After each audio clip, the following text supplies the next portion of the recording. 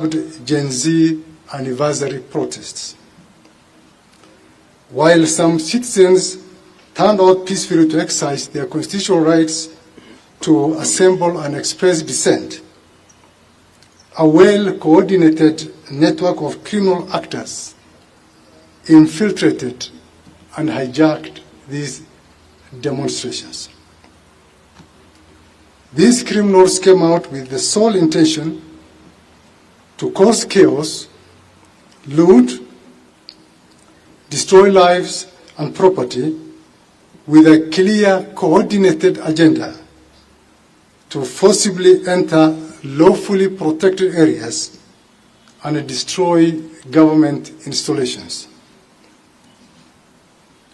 We acknowledge with deep sorrow that these events resulted into the loss of innocent lives. We extend our heartfelt condolences to the families who have unfortunately and regrettably lost their loved ones.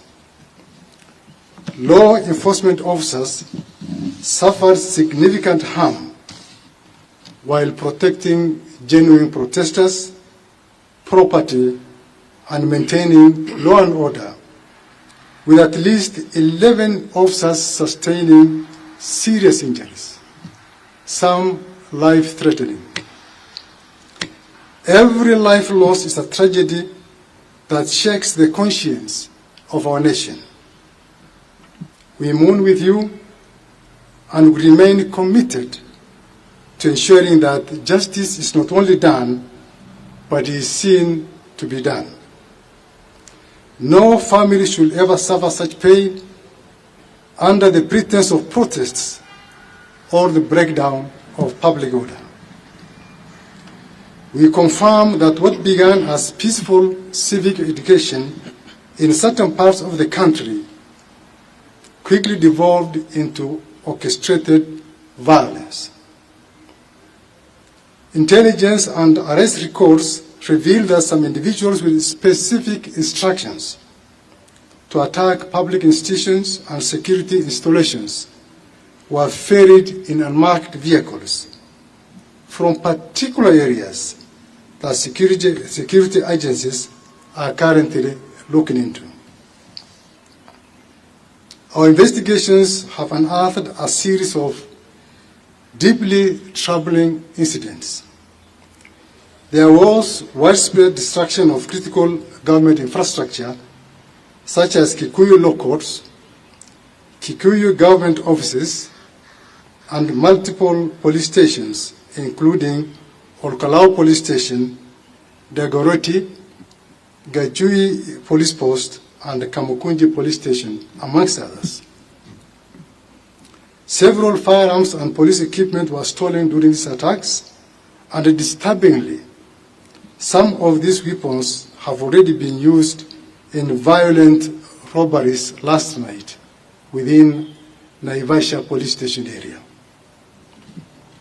The G3 rifle that was stolen from Kikuyu Police Station was used in the commission of violent robberies within Naivasha Police Station. A grenade launcher, 4 guns, and other police equipment, including uniforms and anti-riot gear stolen, have so far been recovered and the perpetrators apprehended. Businesses, both public and private, were not spared either.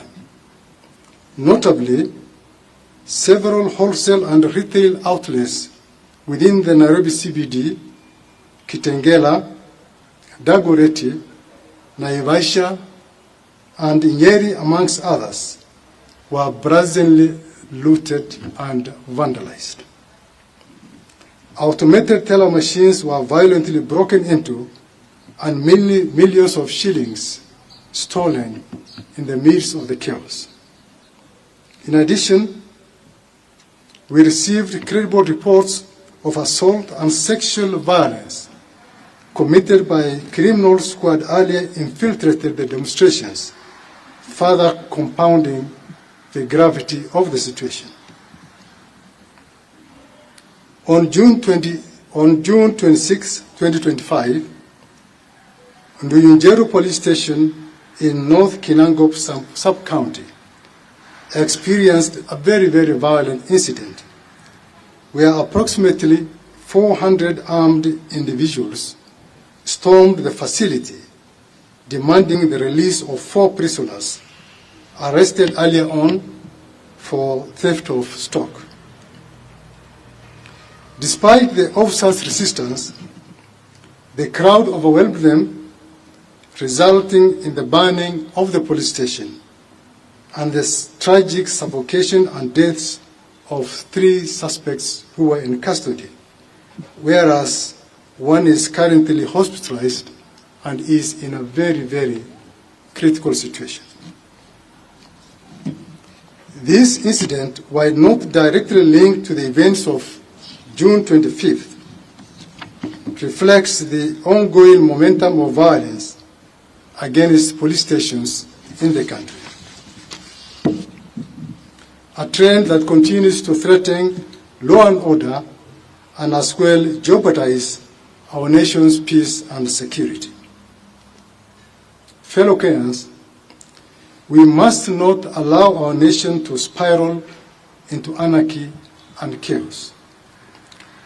The police will not remain passive while lawlessness threatens our collective peace and our collective security. As of today, 485 individuals have been arrested in connection to what happened on June 25th. Of these, 448 have already been charged in court and 37 remain under active investigation, some pending further custodial hearings. The charges range from murder, terrorism, rape, gang rape, arson, obstruction of police officers while on duty, breaking and stealing, robbery and as well robberies with violence, stealing from locked motor vehicles, incitement to violence, handling stolen goods, malicious damage to property, and possession of illegal firearms. Further investigations, including statements obtained from those arrested suspects, reveal a deliberate and well-funded plot to incite chaos, civil unrest, and widespread anarchy under the guise of public protest.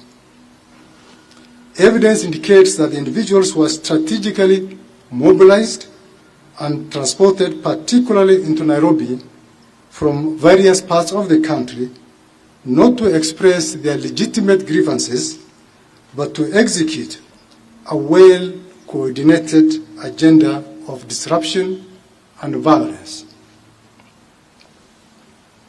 These actions were not by any means spontaneous. They were orchestrated, and we are actively pursuing the key planners, the mobilizers, the financiers, and the facilitators behind this kill, and they will be brought to justice very soon.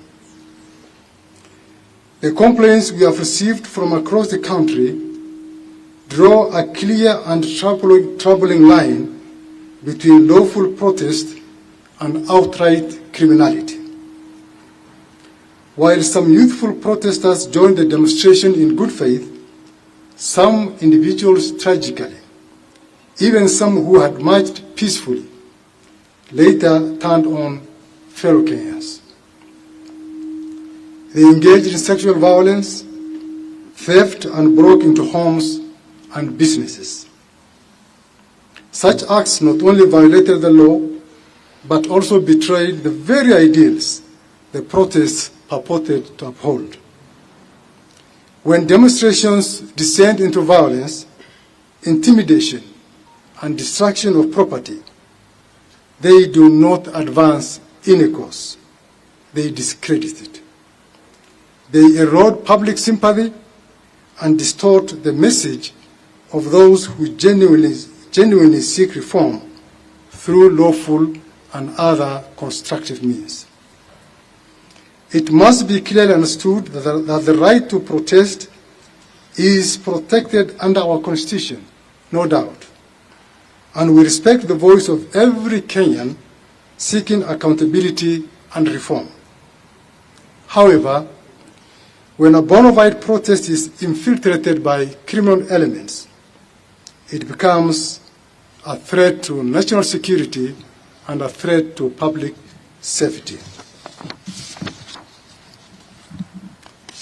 I must commend those who protested peacefully and distanced themselves from acts of lawlessness. Some among them became victims, themselves were attacked, robbed, or assaulted by those who took advantage of the mob.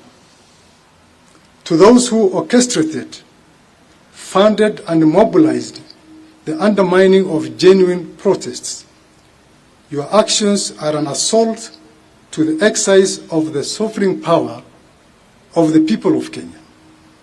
It has not gone unnoticed, and as you will be swiftly held accountable for your deeds.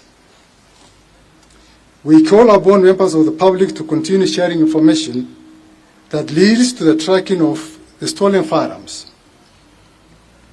Actually, as this afternoon, we were able to recover one of the stolen pistols from Kikuyu police station.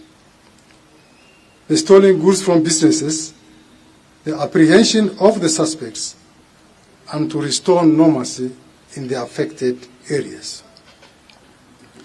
We also call upon all the victims of the thuggeries, those whose shops were looted, property destroyed, and who are yet to report to the police station to come over and report to the police station so that they'll be able to assist in the investigations.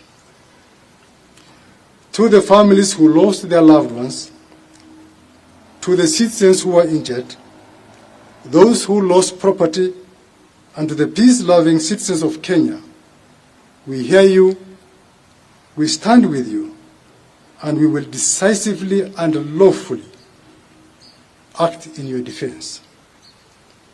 This is not just about law enforcement, ladies and gentlemen. It is about safeguarding the future of our democracy, ensuring the safety of our communities, and restoring faith in the systems that hold together our republic. Finally, we acknowledge the responsibility we bear as officers of the National Police Service and the DCI by extension to deliver justice for all victims and hold accountable those who commit crimes against innocent citizens. To fulfill this critical duty, it is essential for all Kenyans of goodwill to unite with us in eradicating the rogue elements within our society. I strongly encourage anyone with information about the individuals involved in the criminal activities that I have just cited and who are still at large to come forward and share that information with us through our toll-free hotline. Once again, I wish to reaffirm our commitment to thoroughly and promptly investigate all the criminal cases and deliver timely justice to the victims. The DCI remains steadfast and resolute in ensuring that our nation is safe and secure. Thank you very much. The DCI will take a few questions.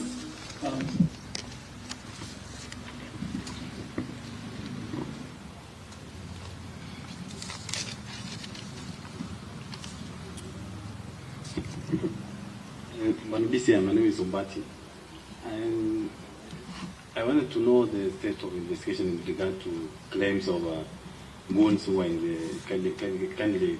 the goons who were involved in this violence. And there are politicians mentioning this issue. For example, people are saying and the opposition was involved in mobilizing these goons to attack the genuine demonstrators. Please let us know what the position of that.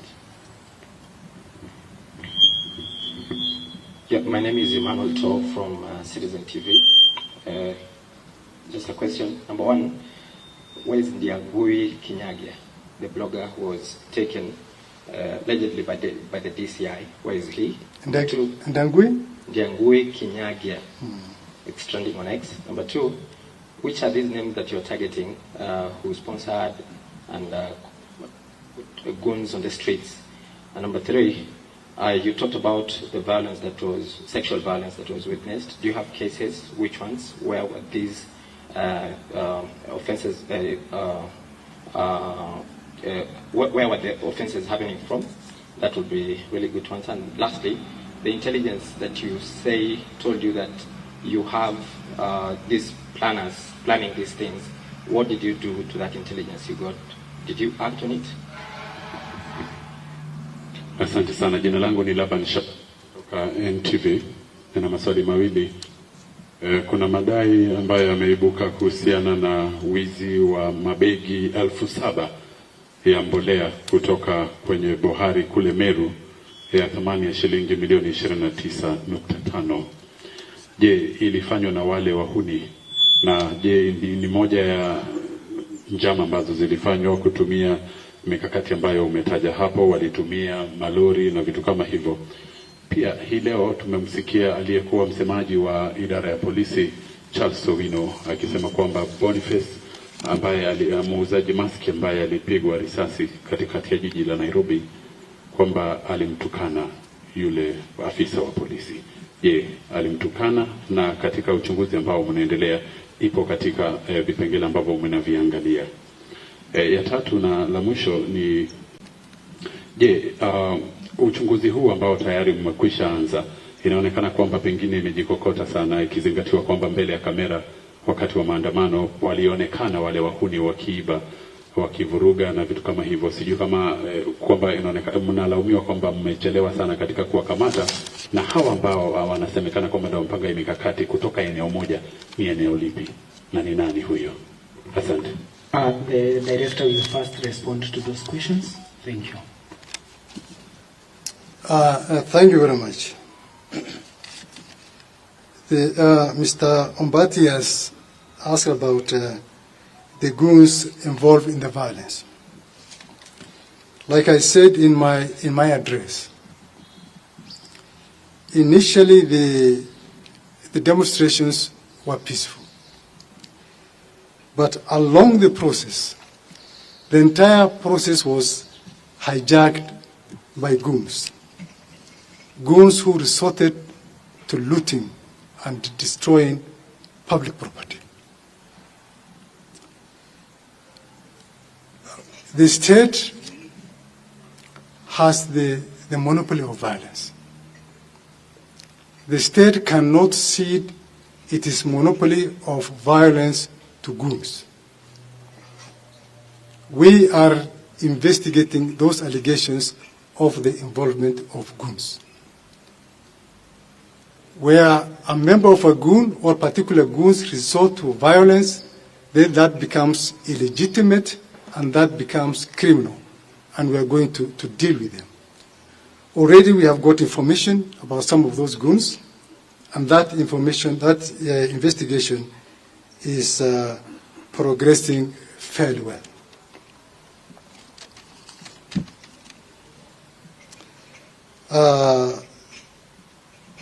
Emmanuel Lato, Citizen, you spoke about targeting. Maybe you can repeat your question, Emmanuel. What were we targeting? Of course, yes. We have started our investigations long before. And this also answers somehow the question by the NTV. We are progressing with our investigations. And we have the names of the perpetrators. As you are aware, the wheels of justice, they grind slowly. Yeah? But it grinds exceedingly fine. So very soon we shall get all of them. Yes, we have received cases of sexual harassment, rape, and sexual harassment. It may be linked directly or indirectly to the demonstrations, but it is under investigation. Any other question?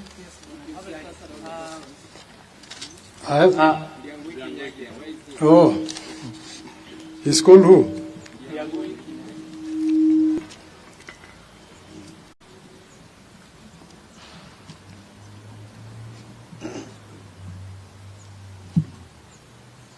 Ndangui Kinyangi was a person of interest to us.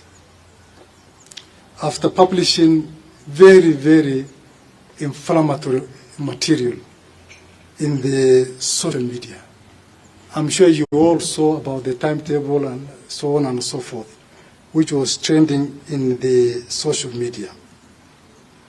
And our preliminary investigations established that that social media account belonged to the so-called Ndangui. And we profiled him, we identified his residence, and our officers conducted a search at his apartment in Keno. Unfortunately, he was not in his apartment, but we managed to conduct a search, and we were able to recover an assortment of electronic gadgets that we believe would be useful to us in our investigations.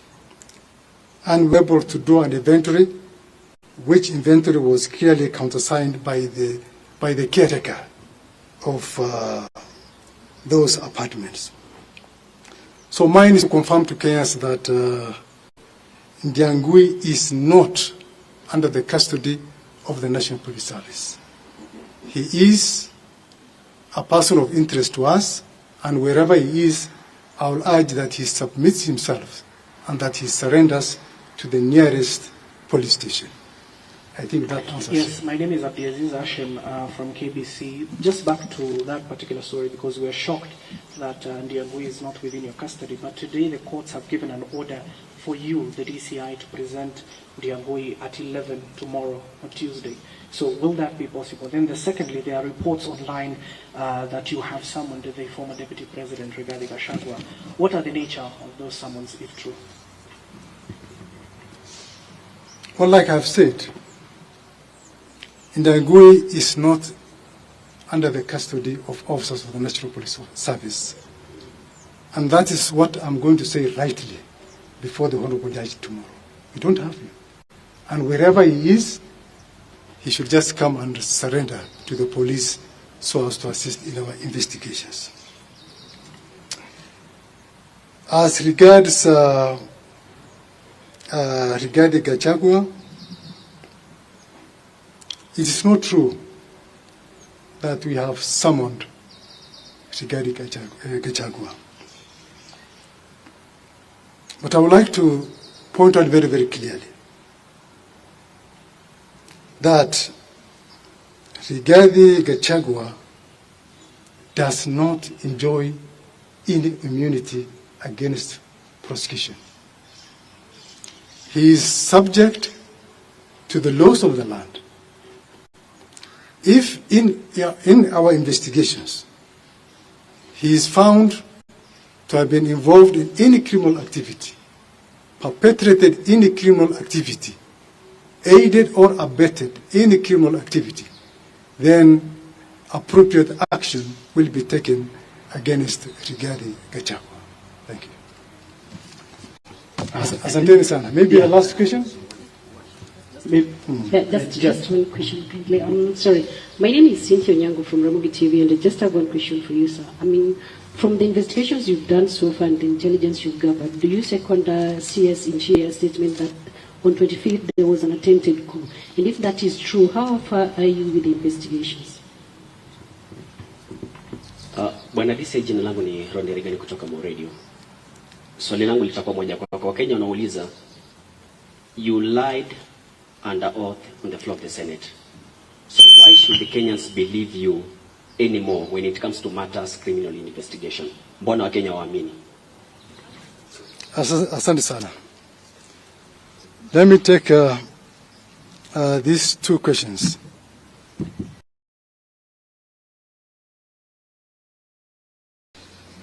From what our CS said about the attempted coup, I may not want to be an advocate for the CS, absolutely. So he's in a better position to expound his statement. But from the activities and from what we witnessed, people looting and destroying public property, people attacking police stations, burning government institutions, destroying critical government infrastructure. I mean, how will you define such characters if they are not hell-bent on causing anarchy in our country?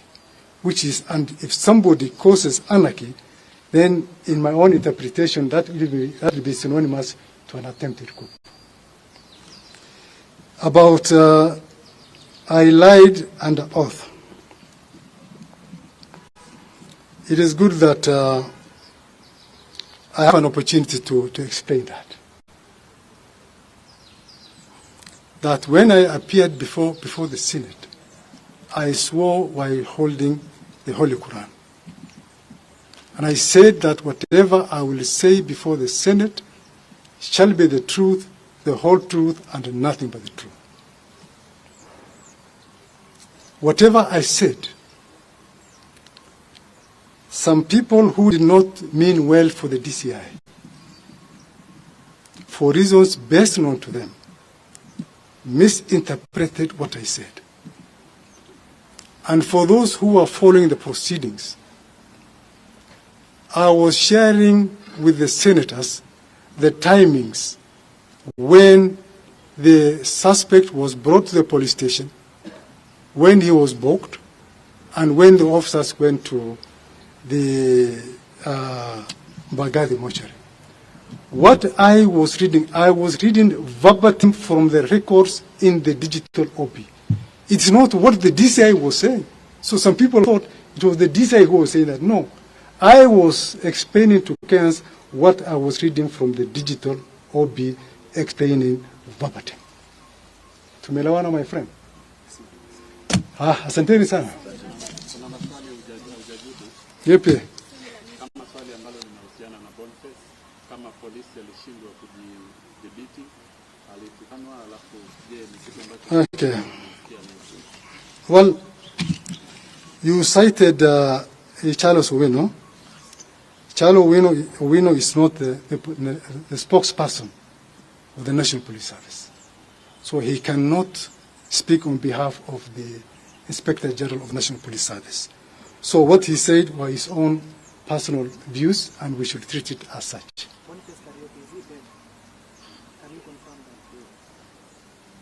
Well, he's still in hospital, and it's only the doctors who can confirm his medical status. Thank you. Okay, asanteni sana.